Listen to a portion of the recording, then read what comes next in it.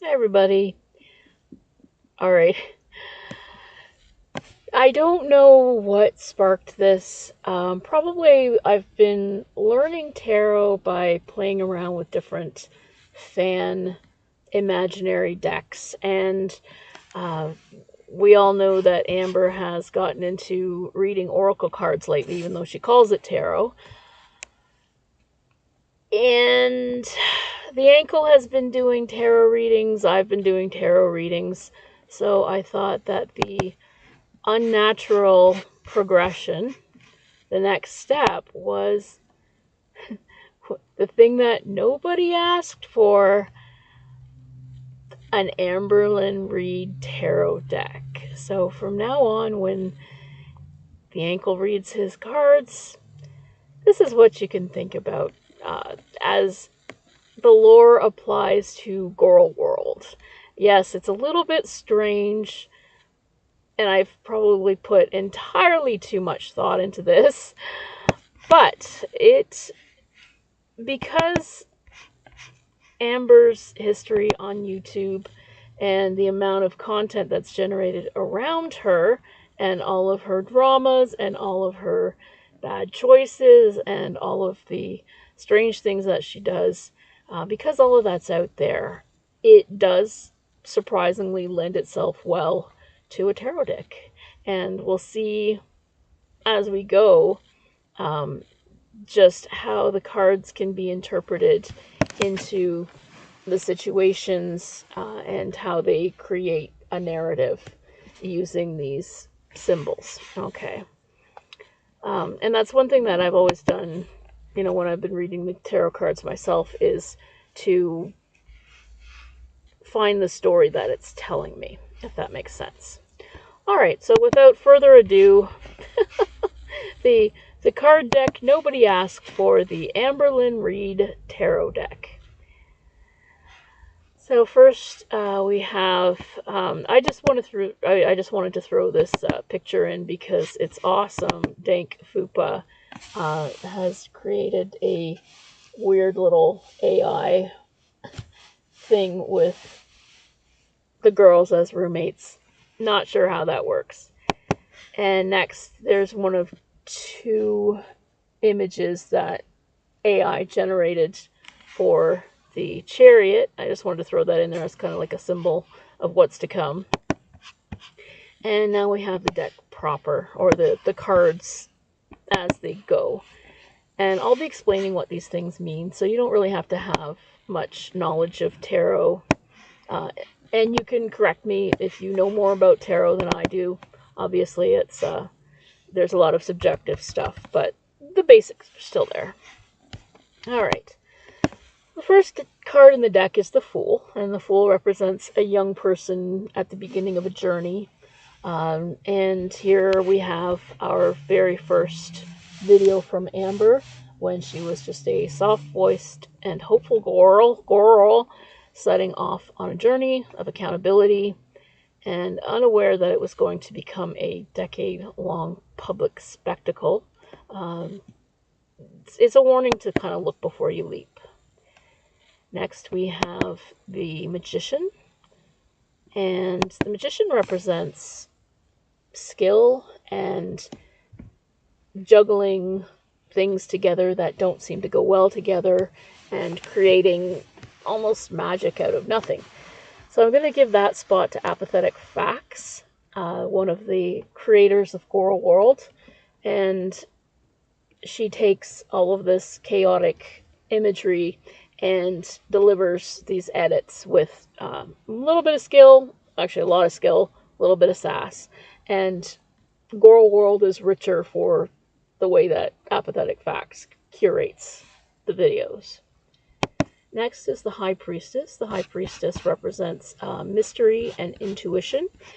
And Feline was probably the most mysterious of Amber's girlfriends because she never wanted to be on camera. The next card in the deck is the Empress, and that represents feminine, a mothering energy, nurturing, creativity, And in Amber's case, her mother, Mama Lynn, I believe her name is Christine, but I'm not 100% sure. But she is the nurturing side of the Empress, but she is also the downside of the Empress, which is the enabler. And so she's kind of the starting point of all of Amber's failures. The next card is the Emperor, and the Emperor represents the masculine energy of rules and support, the masculine type of nurturing as men do. And I've given that spot to the what I call the men's of Gorl World. These are the male reactors who also shape the chaos, comment, critique, firm but honest with you. And some of these male reactors include Hecticana, Omegon, Oh Lordy, It's Geordie, Under the Hood, even Michael B. Petty back in his day. There were a few more. Yes, you can call them haters, but they really do shape our ideas of what Gorl World is supposed to keep order with, if that makes sense. And speaking of keeping order, the next card is the Hierophant. Now, the Hierophant represents patriarchy and rules and tradition. And in this case, I've given that spot to the YouTube terms of service, which Amber is always pushing up against. Next, we have the Lovers. Now, this was a little bit tongue-in-cheek. The Lovers is supposed to represent sort of an ideal partnership, coming together, growth, teamwork, and I put Emily and her Feedy ex. I think the woman's name was Colleen, but I'm not 100% sure on that. And this is Amber's idea of pure love, but it was an enabling, destructive relationship in the end, because that lady did end up passing away, which is very sad. But this is the kind of thing that Amber seems to be looking for, which it's a whole kettle of fish we're not going to talk on in terms of the tarot, but there's a whole lot of critique about it out there. Well, the next card is the Chariot, and that usually represents the momentum and moving forward and drive. It can be ambition, or it can be actual movement, travel, journeying, and so on. But in Amber's case, I gave this to the Walmart carts, and here are the two pictures that AI generated for me. In Amber's case, it represents movement, progress, but also inertia. If it's not moving forward, the Chariot will sort of stop dead in the middle of the road. And Amber on a Walmart cart, I think, represents that quite perfectly. Now we come to Strength. The traditional tarot card of Strength is a woman taming a wild beast, so to speak, and she tames the beast through gentle coercion rather than force or aggression or overpowering. And to me, in Amberverse, the ultimate show of strength, Twinkie is always the unsung hero of Gorl World, and in no other time was she better represented and representing strength than when Amber went into the lake and she had Twinkie under her arm. Twinkie did not want to go into the lake. Twinkie was shaking and whining, and when Amber fell, that was probably quite terrifying, but Twinkie climbed up onto Amber like a raft, and then she swam to safety like a champ. And it was probably one of the greatest moments ever. And here's the AI rendering of that moment, with Twinkie sitting pretty right on top of Amber's head while Amber is in this dirty lake. It's great. And next card is the Hermit, and the Hermit represents withdrawing from everything and just taking some time to sort things out and to be away from everything. And I think that this is quite well represented by Beck just before they broke up. They, in this case, being Beck and Amber. And I think I think Beck had checked out some time before the actual breakup came along. So the next card in the deck is the Wheel of Fortune, and this is represented by Amber's YouTube content cycle of futility. Now, if you've been in the Gorl World for a while, you're probably quite familiar with the cycle where she starts a diet, she's excited, she's going to take care of herself, and then she starts to backslide, and then she pretends that nothing's going on, and then eventually she gives up. And she goes through it every time she starts some new diet. And it can be monthly, it can be, January 1st, it can be, lately she's been cycling very quickly. But spin the wheel. The next card is Justice. And Justice represents karma and balance restored. And in this case, a little bit of petty revenge. Amber, whatever her reasons, would not leave well enough alone. And Beck got their revenge by revealing what's been dubbed a Wipegate.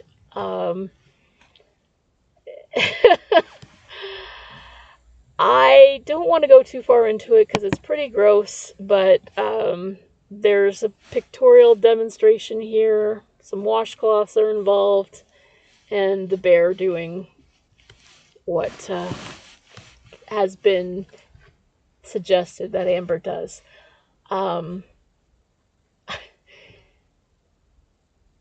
As somebody said over on Reddit, you could have waterboarded me, I would have taken that to the grave. I mean, this is the kind of thing that is, wow, you don't want to, you would never want that revealed. And after a month or so of mockery, I started to feel kind of bad for Amber at this point because, as appalling as a revelation like that can be, put yourself in the other person's place. Would you want the most embarrassing thing about yourself revealed? I know I wouldn't. But I did include it as a good representation of the energy of the Justice card. Balance was restored. Beck got some truly epic revenge. And Amber was humbled, as humbled as Amber ever gets. She was there. So the next card is the Hanged Man, and I gave this one to what I call Hospital Lynn. Amber frequents the ER, sometimes possibly even because she's not getting enough attention. In her latest round, it's because she just is looking so desperately for something to be wrong with her that she won't take "you're fine" for an answer.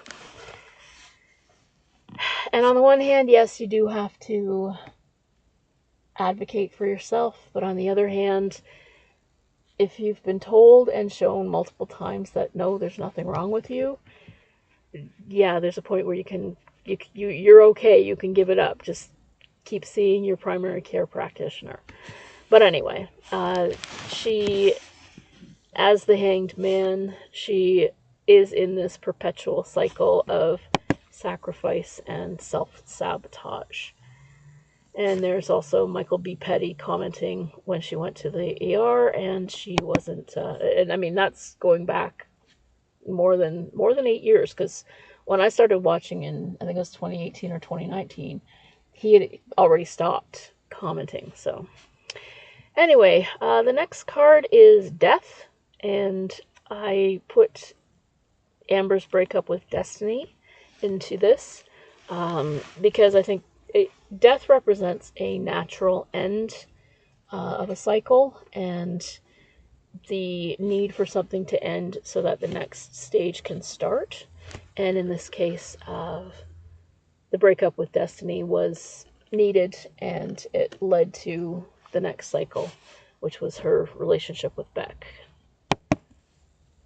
All right, the next card in the deck is Temperance. Temperance is a card that I kind of struggle with the meaning, but it represents calming waters, balance in a different way than some of the other cards. But it's sort of the calm after chaos and grief.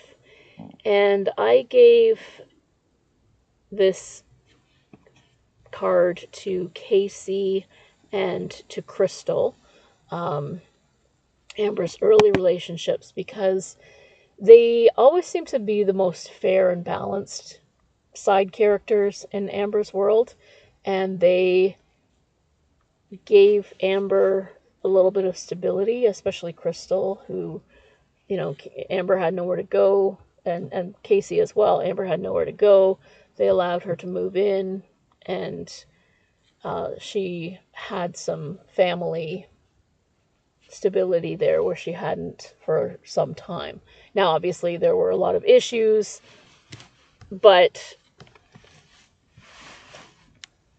Casey and Crystal both seem like very, very calm and level-headed people, and that's why I put them in the Temperance position. All right, the next card is the Devil, and the Devil represents temptation, addiction, and the sometimes self-imposed chains that bind us to those terrible things about ourselves. Amber's Devil is the binge monster. And this is the AI representation of Amber's binge monster. I think it's a great picture. ChatGPT did an awesome job with this, which is kind of scary if you think about how sophisticated AI is getting. But we see a monstrous version of Amber with armfuls of fast food, and then we see Destiny and Beck chained to her at the bottom here, and we've got some computer screens and diet sodies at the top, and everybody looks very scared and worried. The next card is the Tower, and the Tower represents sudden, unforeseen, just absolute devastating chaos. And that time of Amber's life was her cancer diagnosis.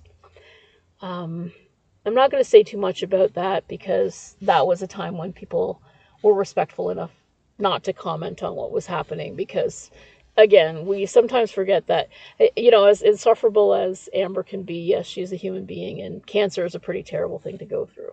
And a lot of people, and I made a video about this before, a lot of people want to say, oh, was it cancer? Was it pre-cancer?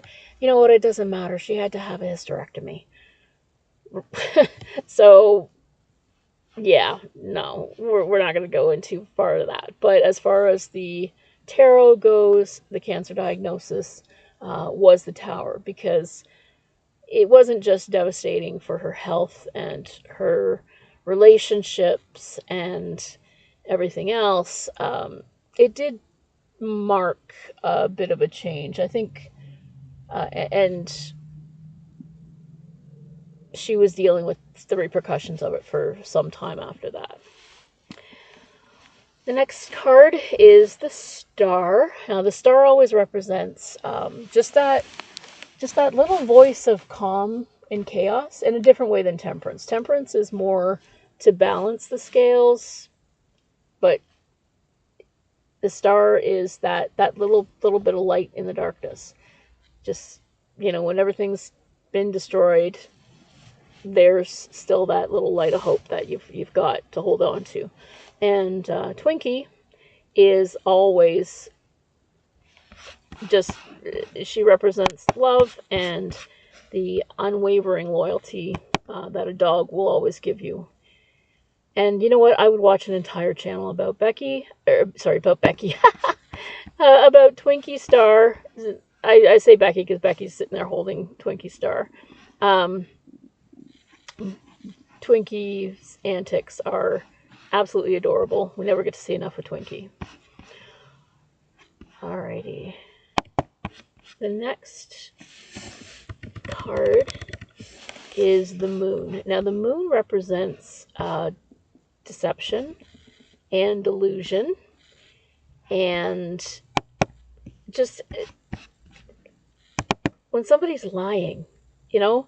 Now, Amber lies a lot, but I gave this part to what I call Celebrity Lynn. This idea that she goes into Denny's and everywhere she goes, somebody recognizes her, like she's some kind of celebrity. And again, is this deception? Is she lying to us, or is she really deluded and thinks that people recognize her because she's a YouTuber? And not because, as somebody else pointed out, she's like Bigfoot in her town. Yeah, I don't know. I couldn't tell you. But there's always something odd when she breaks that she's been cited. Now, the next card is my favorite. It's the sun. And the sun's always about just absolute undiluted joy. It's the traditional tarot has a child playing in a garden, and it's sweet and it's pure, which we don't get a whole lot of in Gorl World. So we assigned this one. This one actually was ChatGPT's suggestion because I couldn't come up with anything. That's how joyless watching Amber can sometimes be. But the closest that our Gorl gets to pure joy is usually when she's shopping. So either when she's shopping at Target, or she's showing us a torrid haul, or when she, basically when she's buying useless stuff that we're not gonna see again. She's never gonna use, which eventually gets packed in a box and dropped at the Goodwill, or maybe she'll give something away to somebody, or what have you. And I included this picture here, by the way, because we see Rarity in the back. And speaking of Rarity, Judgment is the next card.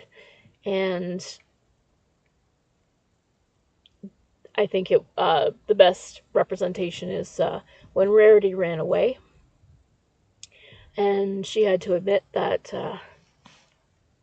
she had to admit it to the world, and the internet justice was quite swift and damning. A lot of people really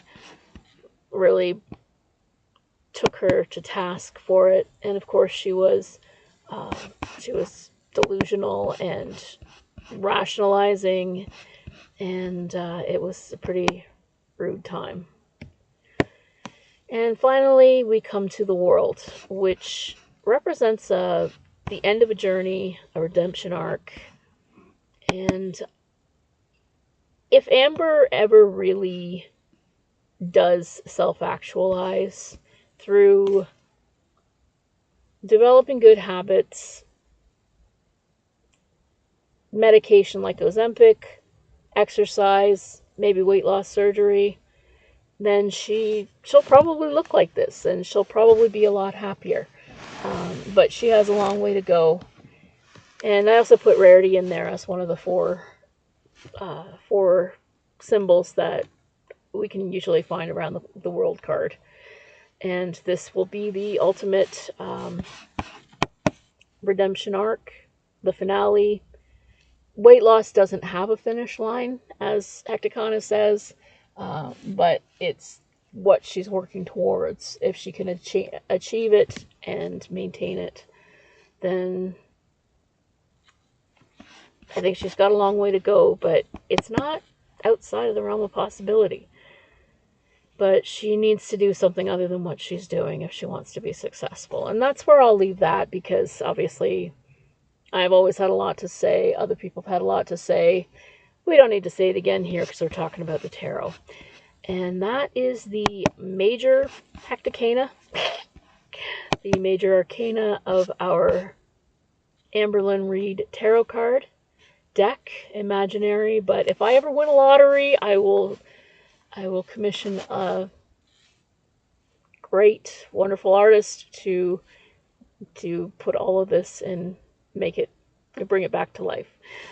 Thanks for watching, and I will return with the minor Hecticana.